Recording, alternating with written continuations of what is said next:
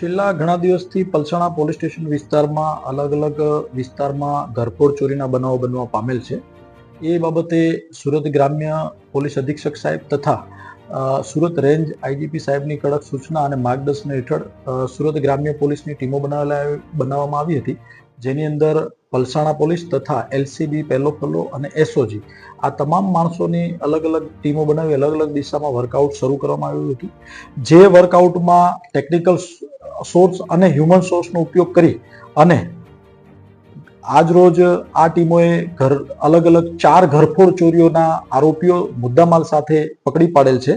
જેની અંદર પલસાણા પોસ્ટે વિસ્તારમાં અલગ અલગ 4 જગ્યાએ જે ચોરી થઈ છે એની અંદર કુલ 4,34,300 રૂપિયાનો મુદ્દામાલ આરોપીઓના ઘરેથી આ ટીમોએ રિકવર કરેલો છે તથા 5 આરોપી જેમાં કિશોરભાઈ રતિલાલભાઈ, પછી હરેશભાઈ ગોપાળભાઈ, ફિરોજ સાદિક, કાજલબેન, ભૂરીબેન આ 5 આરોપીઓને ધોરણસર અટક કરવામાં આવેલા છે અને એક આરોપી પ્રિન્સ ઉર્ફે રામદાસ રતિલાલ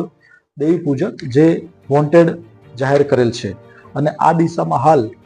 આગળ तपास जारी है। सर ये लोग पहले भी कहीं पे ऐसा चोरी का अंजाम दिया है या पहले बार ऐसा? अभी इस एरिया में तो पहली बार देखा गया है इनका, पर अभी इन्वेस्टिगेशन चल रहा है, हो सकता है कहीं और कुछ एरिया में इन्होंने चोरी की हो, ऐसा हो सकता है।